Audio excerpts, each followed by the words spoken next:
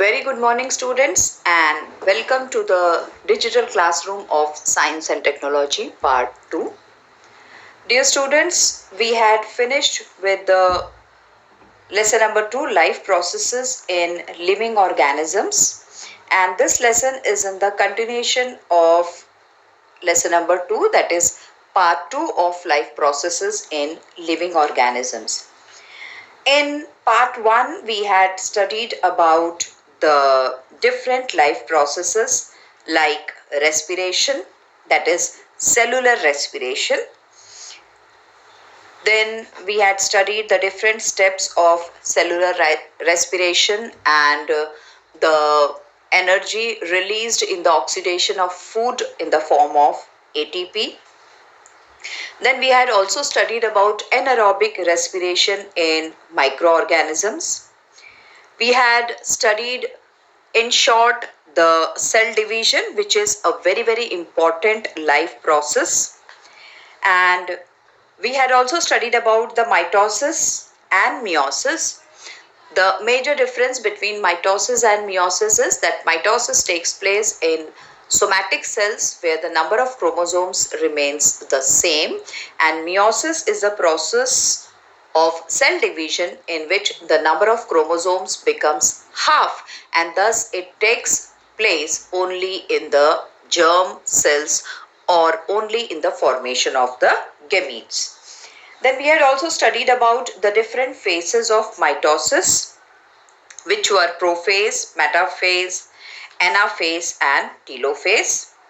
We had also studied about the cytokinesis, and in short, very superficially, we had studied about the meiosis, that is divided into two phases. First is actual meiosis, where the number of chromosomes becomes half, that is one cell divides into two, and the second phase is nothing but mitosis, in which the number of chromosomes remains the same. So this is all what we have studied in lesson number 2. It was just a revision. Now we are going to start with life processes in living organisms part. Now here we are going to study many more life processes which take place in all the living organisms. As you can see, the very first one is nervous system, in which we study about the neurons, sensation, response. Then nutrition, which is also a very important life process. Then breathing, respiration, and the excretory system, where the harmful nitrogenous products are separated and they are excreted in the form of the urine. One such very important process which takes place in all the living organisms is the reproduction. Now, reproduction plays a very important role in the continuity of the species of that organism. Just imagine if reproduction process would not have been there, then what would have happened? The life of all the organisms or all the organisms would have become extinct. But before the existing organism dies, it gives rise to the new generation, and thus it is called as reproduction. Re means again, production means to give rise to produce, right? So we are going to study about reproduction in detail in this lesson.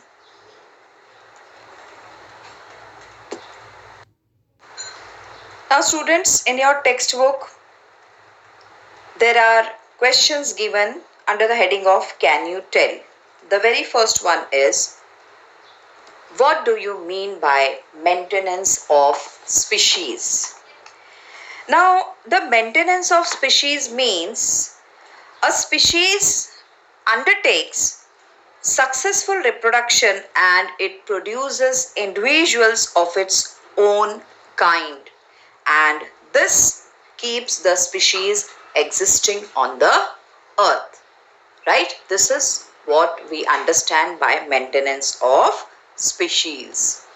Second is whether the new organism is genetically exactly similar to earlier one that has produced it.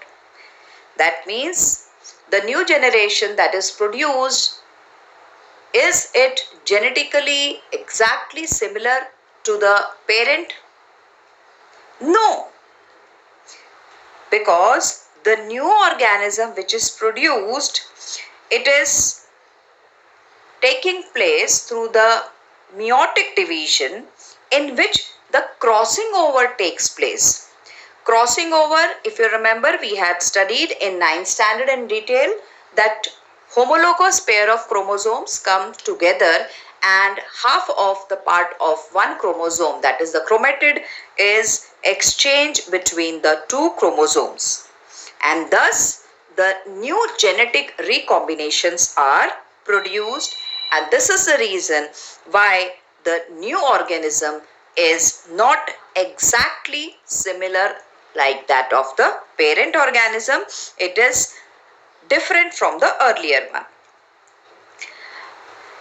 Yes, if the reproduction takes place through a sexual type, then the younger one is, or the daughter cell is exactly similar to the parents, because in asexual reproduction only one parent takes place and it reproduces into two. Third question is, who determines whether the two organisms of a species will be exactly similar or not? Now this depends upon the time of reproduction, right? If it is sexual reproduction, then the crossing over will take place and the recombination will take place, and thus the offspring will not be exactly similar to the parent organism, right? Whereas in certain cases in sexual reproduction also, if they are monozygotic twins, then they are exactly similar to each other. This we had studied in detail, right? Then let's go to the next question. What is the relationship between the cell division and formation of a new organism of same species by earlier existing organism? Now, in the process of reproduction, the chromosomes are divided. That is, the division of chromosomes takes place, and because of the cell division, the gametes are formed. And then in fertilization, these gametes, they unite together and they form a new offspring, right? Now, in all these processes, this happens due to the cell division.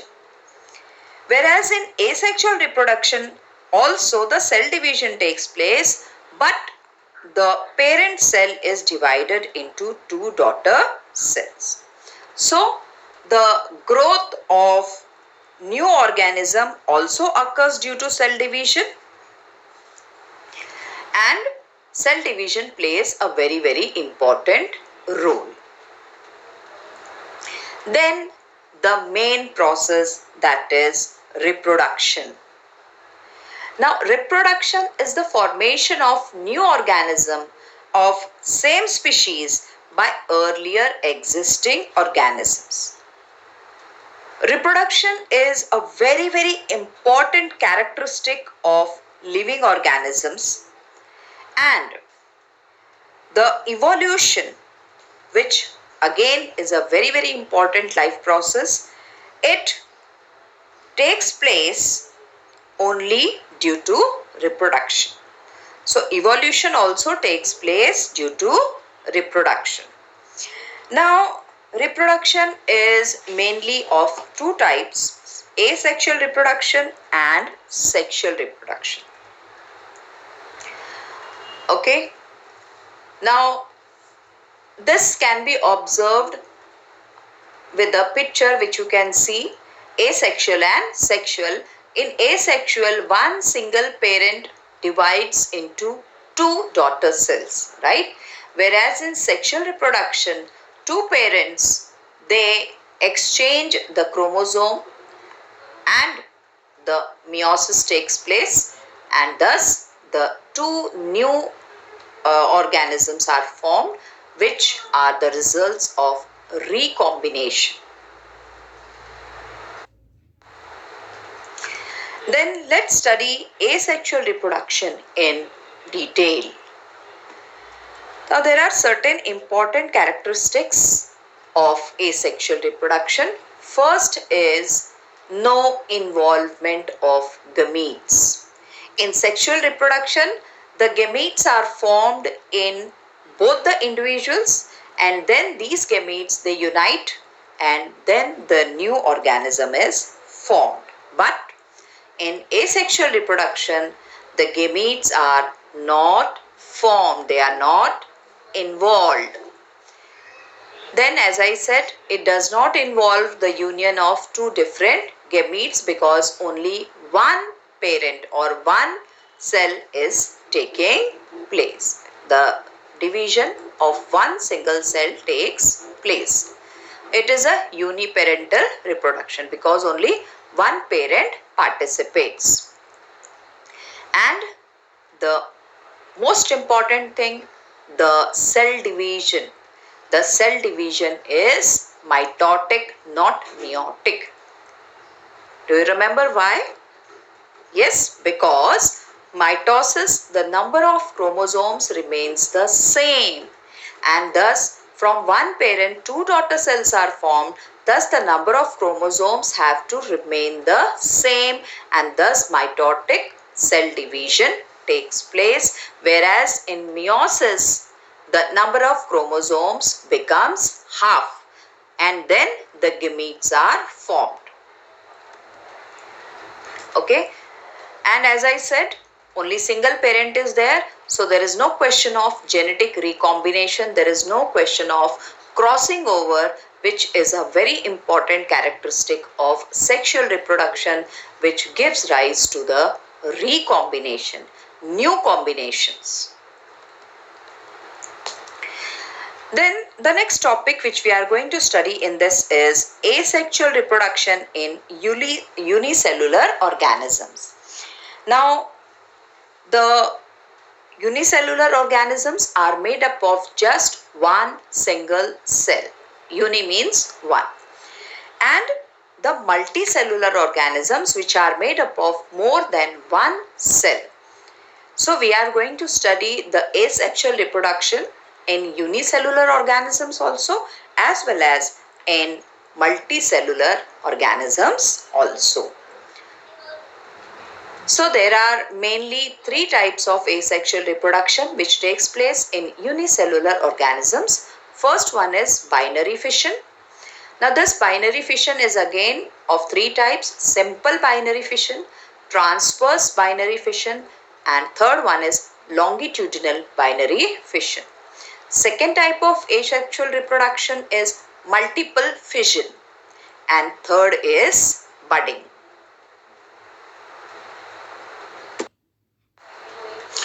Now let's start with the first, binary fission. Now binary fission, bi means two, right? Fission means to break up, right? So one single parent divides into two, right? Binary fission. Now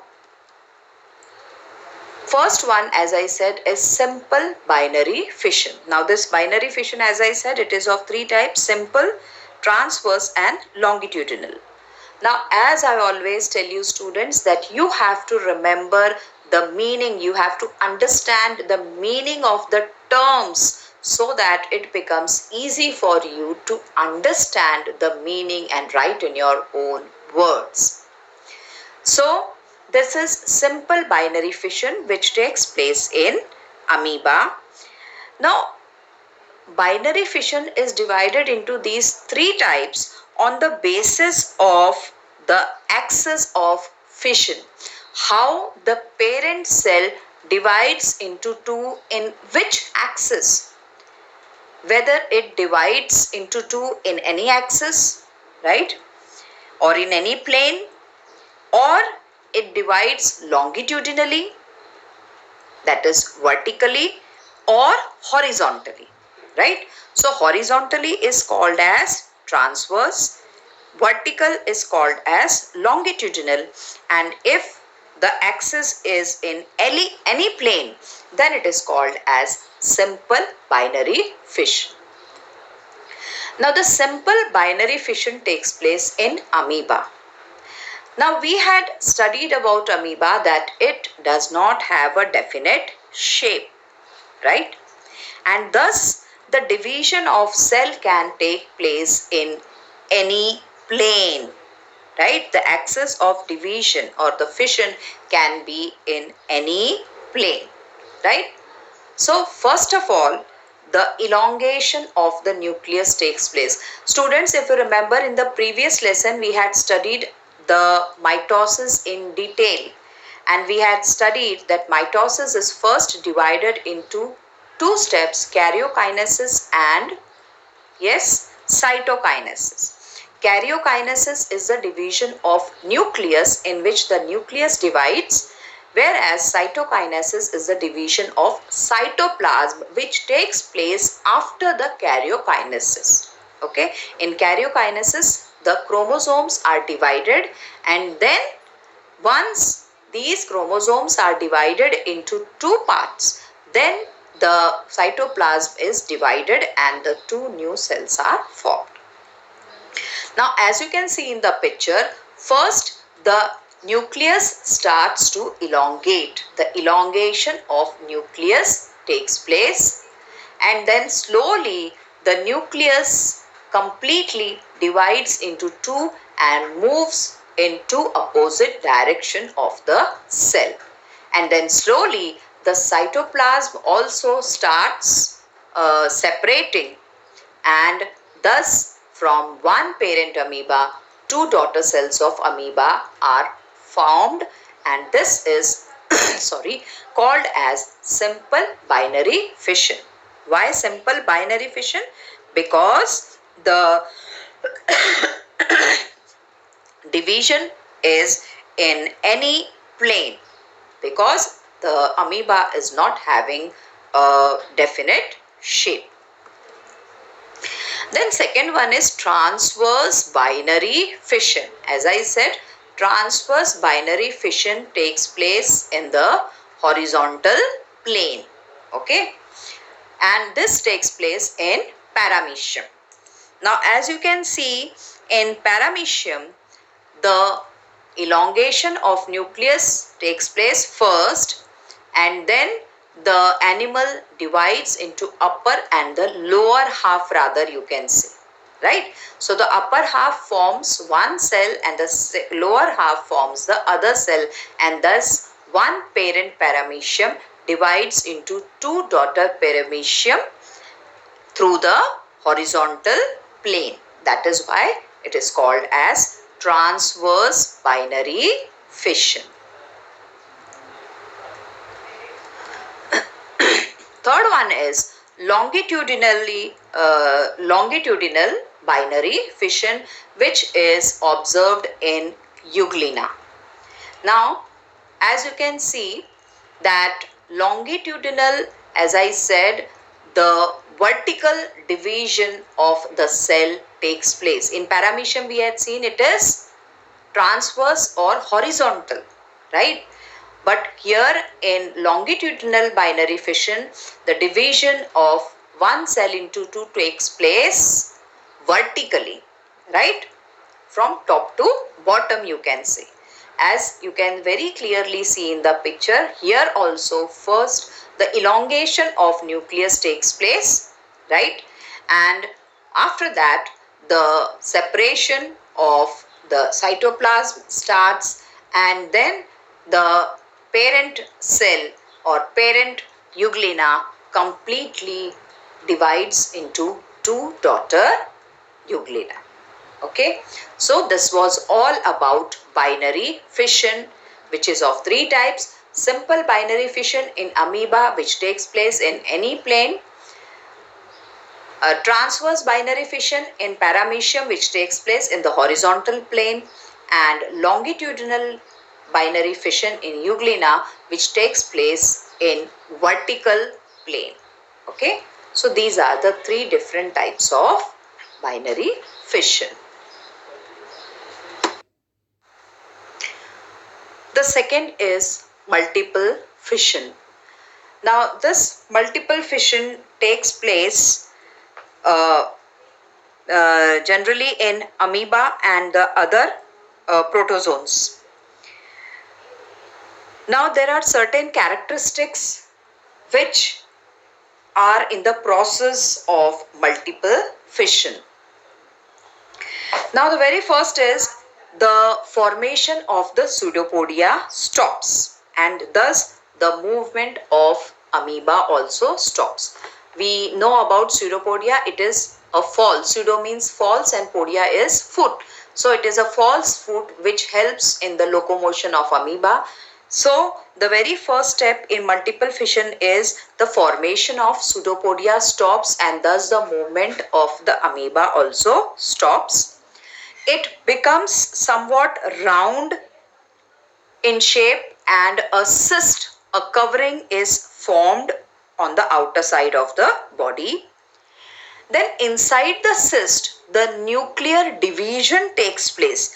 The repeated nuclear division takes place, that is, the nucleus divides and re-divides into number of nuclei, and the cytoplasm also divides and they form many amoebulae. That is, you can say the daughter amoeba is formed. Now, when the conditions are adverse, not favorable, the cyst remains as such and gives protection to the different amoebae which are present inside the cyst. As soon as the favorable condition comes, the bursting of the cyst takes place and the number of amoeba are released, which are called as daughter amoeba. And thus, from one single parent or one single cell, many amoeba, many daughter amoeba are formed. Okay. So, in adverse conditions, a cyst is formed, nuclei divides, then cytoplasm also divides, and when the favorable condition arrives, the cyst is burst and the amoebae are released. Thus, it is called as multiple fission. We had studied first one as binary fission. Bi means two. One divides into two. Here it is multiple. So, one divides into many. Multiple means more than one. Now, the third is budding. Now, this is very commonly observed in the yeast cells. As you can see, the buds are formed. Now, again, the different steps are there. The very first is the two daughter nuclei are formed by the mitotic division, right? Here the mitosis will take place as the number of chromosomes have to remain the same. Even in multiple fission also the mitosis takes place. Meiosis occurs only in sexual reproduction. Remember that. So, here also one parent nuclei, it divides into two. Then on the surface of the parent cell, a small protuberance or a small bulging takes place in the form of a bud, right? This bulging is called as bud. And then one daughter nuclei, two daughter nuclei are formed. So one daughter nuclei enters into this new bud, right? In the first few days, the bud remains attached to the parent cell, but afterwards the constriction completely separates the bud from the parent cell, and thus a new organism is given rise. Okay. At times, the chain of buds can also be observed in the process, right? As you can see in the picture, one new bud is formed. It may separate, or many buds in the form of chain can be formed. So this is all about the budding, the three methods of asexual reproduction in unicellular organisms. The very first one, binary fission. It is of three types: simple binary fission, transverse binary fission, and longitudinal binary fission. Second one, multiple fission. Third one is budding. So these are the different types of asexual reproduction. So students, with this we finish the asexual reproduction in unicellular organisms, and in the coming lecture we are going to start with the asexual reproduction in multicellular organisms. And students, please keep completing your books, and we are eagerly waiting to see you on 4th of October in the school. I hope the eagerness, excitement is same on your side also. So students, till then, take care and stay home, stay safe. Let's await the meeting on 4th of October. Thank you, students.